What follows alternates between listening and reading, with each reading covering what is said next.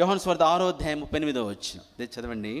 తండ్రి నాకు అనుగ్రహించు వారందరూ నా యొద్దకు వత్తురు, నా యొద్దకు వచ్చువారు. యోహాను సువార్త 6:38 నా యొద్దకు వచ్చువారిని నేనెంత మాత్రమును బయటికి త్రోసివేయను. యోహాను సువార్త 4:34 యోహాను సువార్త 4:34 చదవండి. యేసు వారిని చూచి, నన్ను పంపిన వారి చిత్తము నెరవేర్చుటయు ఆయన పని తుదముట్టించుటయు నాకు ఆహారమై ఉన్నది. యేసు ప్రభు అన్నమాట ఏమని? నన్ను పంపిన వాని చిత్తము నెరవేర్చుటయు ఆయన పని తుదముట్టించుటయు, చెప్పండి, నాకు ఆహారమై ఉన్నది. యేసయ్య చెప్పిన మాట. నేను ఎందుకు వచ్చాను ఈ భూమి మీదకి అంటే, నా తండ్రి చెప్పిన పని నెరవేర్చుటకు. నేను ఎందుకున్నాను ఈ భూమి మీద? ఆయన పని తుదముట్టించుటకు, అంటే పూర్తి చేయడానికి, టోటల్ కంప్లీట్ చేయడానికి. కాబట్టి నేను పూర్తిగా అనుకు రాయబడింది టు ఫినిష్ హిజ్ వర్క్, సంపూర్తి చేయడానికి ఉన్నాను.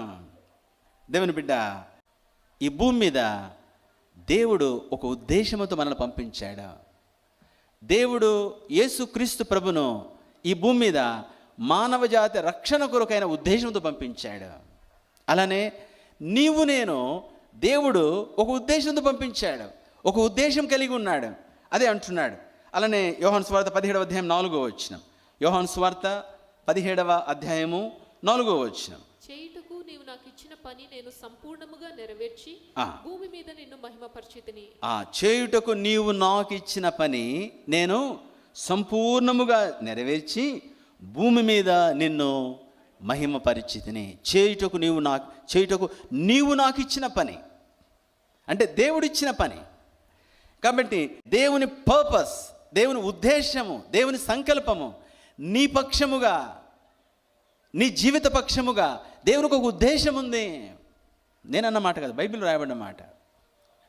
చేయుటకు నీవు నాకు ఇచ్చిన పని అంటే నీ ఉద్దేశము, దేవుని ప్రణాళిక లేదా దైవ ఉద్దేశము, దైవ సంకల్పము మన పక్షముగా ఏమై ఉంది అది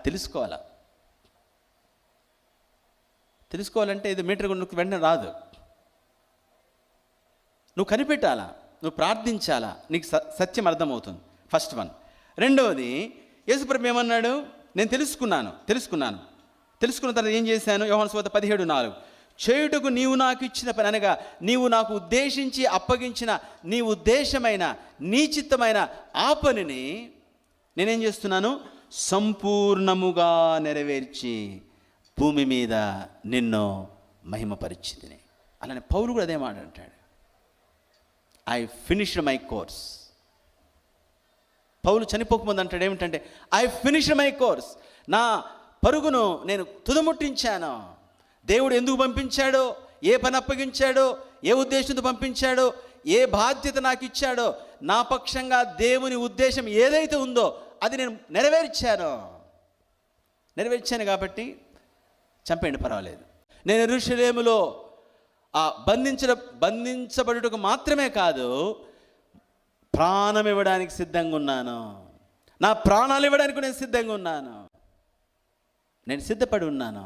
ఎందుకంటే నేను వచ్చిన పని నేను ముగించేశాను. నా పని అయిపోయింది, భూమి మీద వెళ్ళిపోతాను. చూసారండి? ఎందుకని?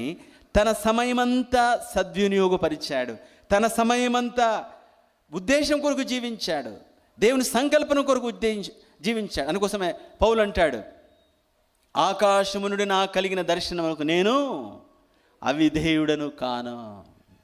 నీవిచ్చిన దర్శనము, నీవిచ్చిన ఉద్దేశము, నీవిచ్చిన సంకల్పము అదే నా ముందు కనబడుతుంది. దేవుని బిడ్డ, ఈ భూమి మీద దేవుడిచ్చిన ఉద్దేశం ఎరిగి ఉన్నావా? నీ జన్మ యొక్క సార్థకత ఏమిటో, నీ జన్మ యొక్క ఉద్దేశం ఏమిటో ఎరిగి ఉన్నావా? ఎరిగి ఉంటే నీకు లేస్తే అదే కనబడుతుంది. తెల్లారు లేస్తే అదే చూస్తావు, దాంతోనే నడుస్తావు. పండుకుంటే దాంతోనే ఉంటావు, లేస్తే దాంతో నడుస్తావు, కంప్లీట్ చేస్తావు, ఈ లోకాన్ని ముగిస్తావు. చనిపోయేటప్పుడు నేను సంతోషంగా ముగిస్తున్నాను, ఎందుకంటే నేను ఎందుకు వచ్చానో ఆ పని ముగించేశాను. అది క్రైస్తవ జీవితము, అది దేవుని ఉద్దేశం నెరవేర్చిన వ్యక్తి యొక్క జీవితము.